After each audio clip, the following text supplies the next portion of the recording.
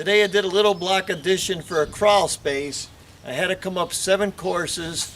I'm going to show you how I did it. Well, we're going to put a little addition on here. I think 9.5 feet by 14. So we're going to tear this off. We're going to dig it out and put the addition on. So they ripped the porch off, made marks in the blacktop. Now we're going to cut the blacktop out. He's starting it up. I always put my square up. I use that.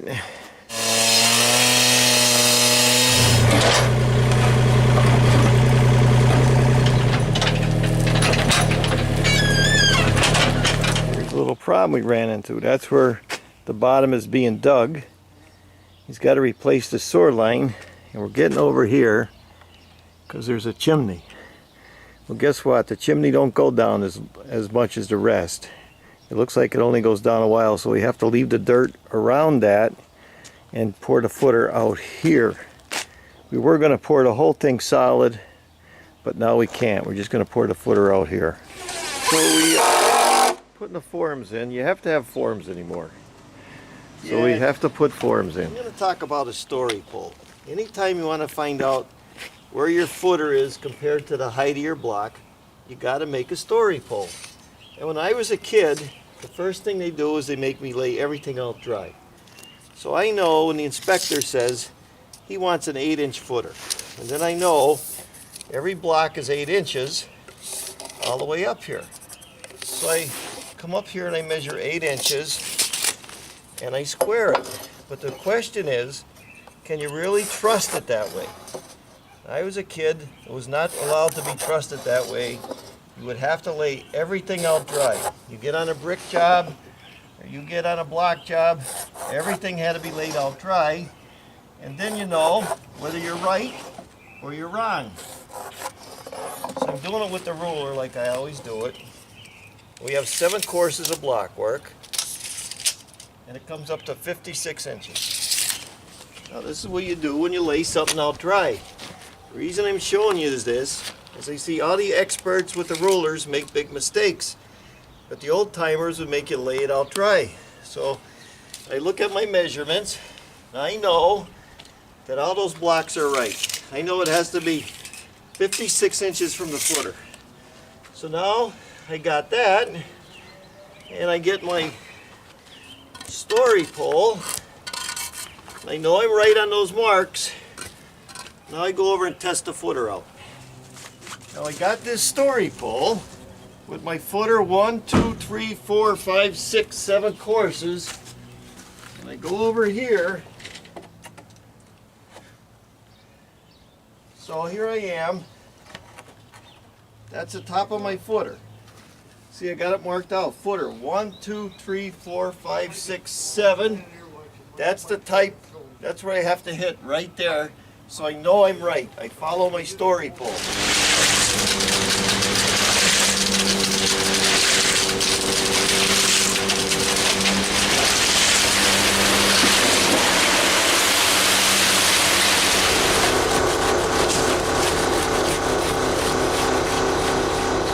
A couple hours later, I'm getting the forms off. Now I know, the carpenter, I have to reach that height. I have to come down to here. So I go from there down to the edge of my square, and I know it's level. After I do that, I come over here. I measured out 8'6". I'm going to talk to you a little bit about that building. These are the tools I used when I was in architecture class in 70s. I was in the service in the early 70s. I was overseas. Y'all know what was going on, so I got a lot of free education. But this is a scale. It tells you what your scales are, and usually it'll tell you on your plans what it is. Now I know I had to go 8'6" from here to here, 8'6" from here to here, and this is the inside of the plate, outside of the plate, and from here to here had to be 12 feet, and from here to here 12 feet. So when you're in architecture class, what do you use? You use a square. And that square tells you how square this building is. And that's why when you see me running around inside a building with that plywood square, I do that because it saves a lot of problems, and as a foreman in the past, I've seen a lot of people make mistakes. Now some people say, oh, you've got to use the 3-4-5 method. But the problem with the 3-4-5 method, there's 6 feet. You're going to go over here 8 feet, right there, and you go between 6, 8, 10. You should have 10 feet. But you're in a building and you can't go around doing that all the time. It's a good check thing, but I don't recommend it. I recommend it as a check. The best way you can go is caddy corner. You go from that corner down to this corner and you measure. Then you go from this corner down to that corner, wherever it is, and you measure, and that's going to give you your true square. But you see me running around because this is a double check, and 3, 4, 5. That's a triple check. You got to keep checking. You wouldn't believe how many people make mistakes because they're not watching what they're doing all the time. So I hope that helps and you see what I'm doing on that building. I leave my square. I got to make sure that this line from this part of the building comes out 8'6". So I'm only doing this with one hand, but you get the idea. This line right here has to be even with this building. So I took the square off. I mark it in the concrete. I pick it up where my first block goes. I'm going to lay that right there. That is where my first block is going to go. I follow that line. I know I'm square.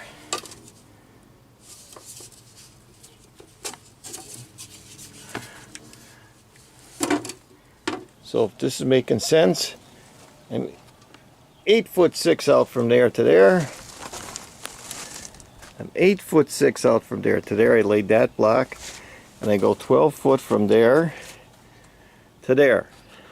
So this line is perfectly going with the house. Now because I don't have the camera stand, I laid that corner first, squared to there, got my height from the building. I moved over here, I put my square on here.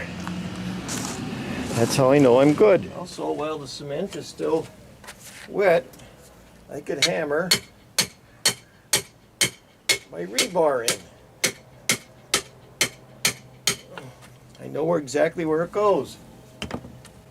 Then if I want to move a couple blocks down here, like this, bringing it out dry, I'm a big preacher of that.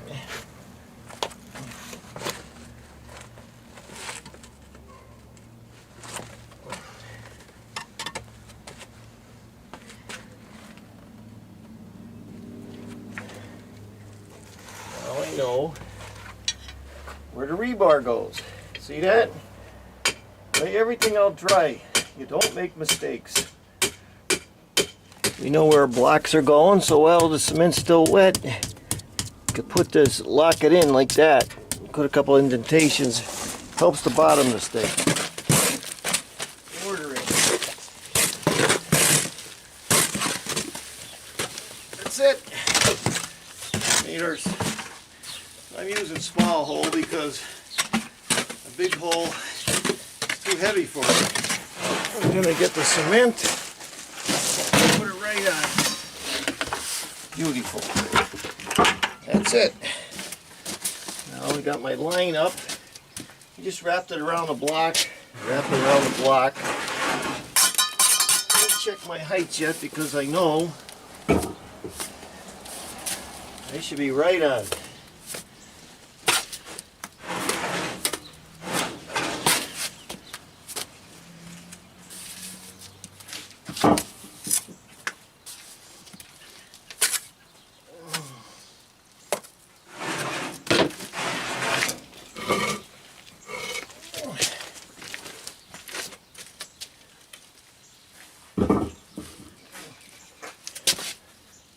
That's it. Right on.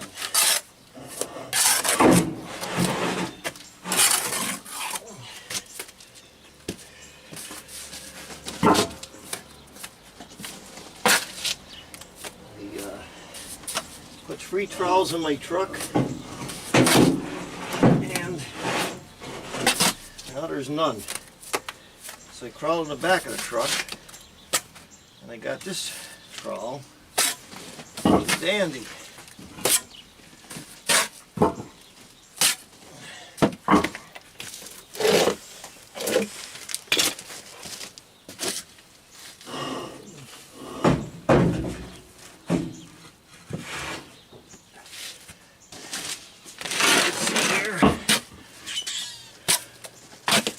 I'm continuing.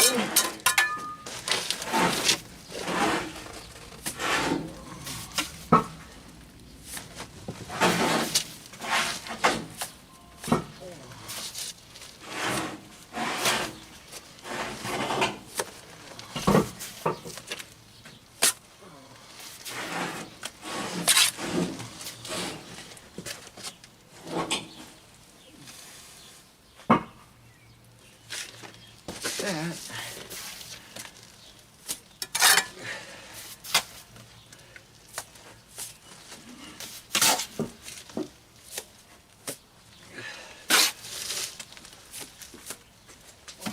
Now if you want, you can do it like this, which is probably better.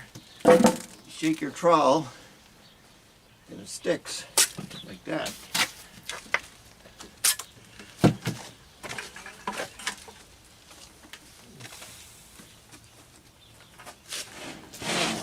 I'm too far up with the footer, maybe a 1/4 inch. So I'm just going to take a little bit off of that using this side of the hammer. Like that. See that?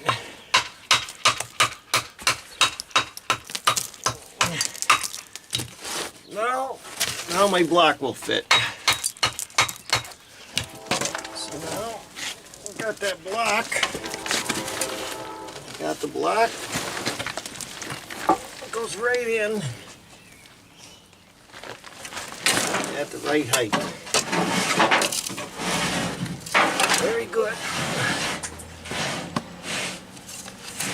Now let's look what's going on.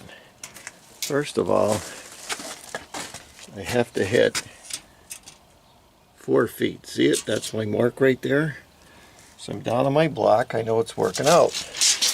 Now I put my whole first course in. You see how all my rods average out because I knocked it in when it was wet, and I fill the centers as I go. So I'm all done with my first course. I'm going to make a final check of measurements, and then I'm going to take my heights. So I got my stick up here, and he's going around. Okay, what do we got here? Checking my heights. Exactly the same. 78 inches. Okay. Down here.